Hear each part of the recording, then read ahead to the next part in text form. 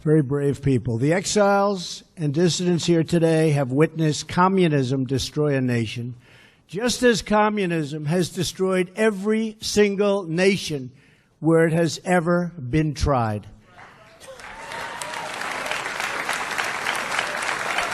But we will not be silent in the face of communist oppression any longer.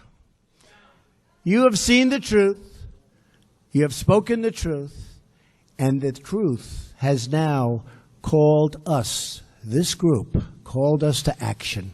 Thank you. Last year I promised to be a voice against repression. In our region, remember, tremendous repression, and a voice for the freedom of the Cuban people. You heard that pledge. You exercised the right you have to vote. You went out and you voted, and here I am, like I promised, like I promised.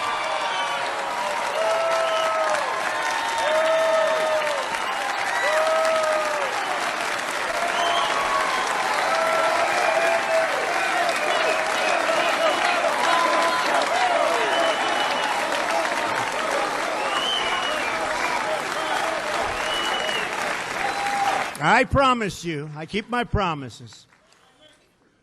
Sometimes in politics they take a little bit longer, but we get there. We get there. Don't we get there? You better believe it, Mike. We get there.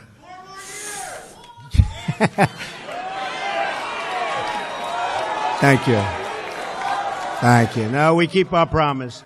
And now that I am your president, America will expose the crimes of the Castro regime and stand with the Cuban people in their struggle for freedom.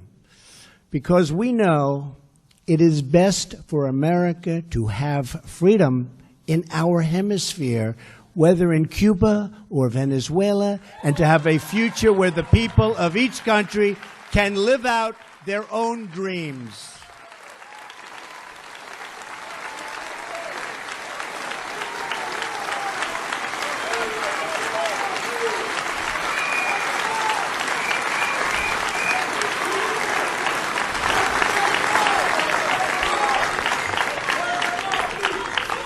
For nearly 6 decades, the Cuban people have suffered under communist domination. To this day, Cuba is ruled by the same people who killed tens of thousands of their own citizens, who sought to spread their repressive and failed ideology throughout our hemisphere, and who once tried to host enemy nuclear weapons 90 miles from our shores. The Castro regime has shipped arms to North Korea and fueled chaos in Venezuela. While imprisoning innocents, it has harbored cop killers, hijackers, and terrorists. It has supported human trafficking, forced labor, and exploitation all around the globe. This is the simple truth of the Castro regime. My administration will not hide from it, excuse it, or glamorize it. And we will never, ever be blind to it. We know what's going on, and we remember what happened.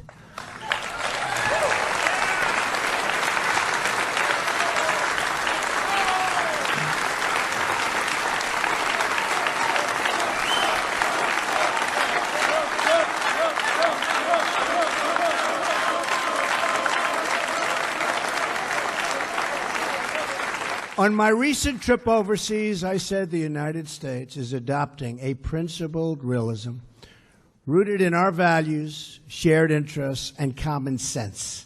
I also said countries should take greater responsibility for creating stability in their own regions.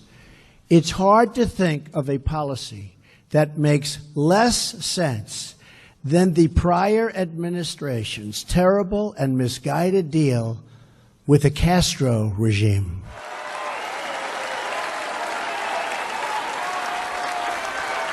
They made a deal with a government that spreads violence and instability in the region, and nothing they got, think of it, nothing they got They fought for everything, and we just didn't fight hard enough. But now, those days are over. Now we hold the cards. We now hold the cards. The previous administration's easing of restrictions on travel and trade does not help the Cuban people. They only enrich the Cuban regime.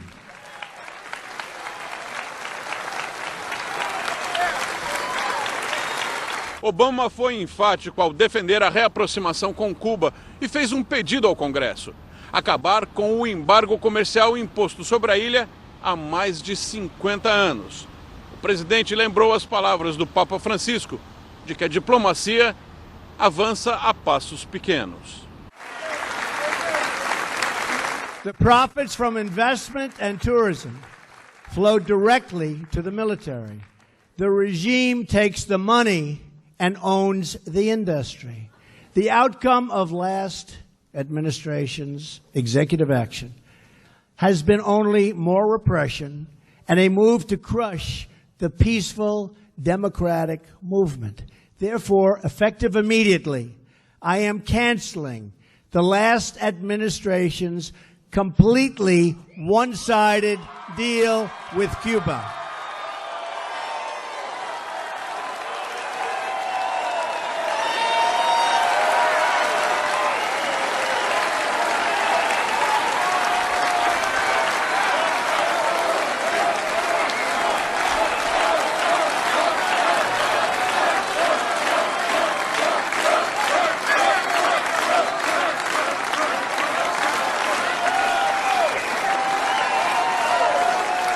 I am announcing today a new policy, just as I promised during the campaign.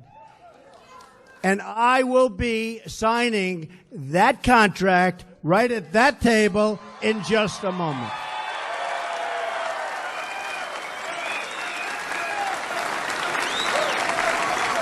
Our policy will seek a much better deal for the Cuban people and for the United States of America. We do not want U.S. dollars to prop up a military monopoly that exploits and abuses the citizens of Cuba. We will not lift sanctions on the Cuban regime until all political prisoners are freed, freedoms of assembly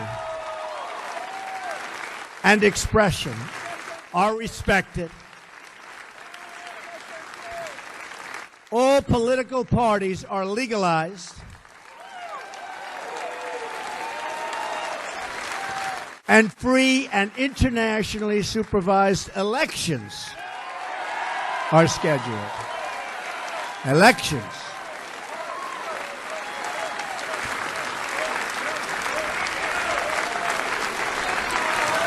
We will very strongly restrict American dollars flowing to the military, security, and intelligence services that are the core of the Castro regime. They will be restricted. We will enforce the ban on tourism.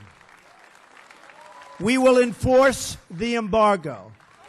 We will take concrete steps to ensure that investments flow directly to the people so they can open private businesses and begin to build their country's great future, a country of great potential.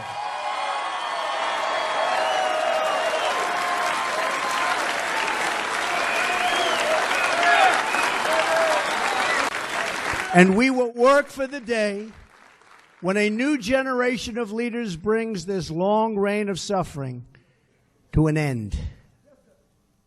And I do believe that end is in the very near future.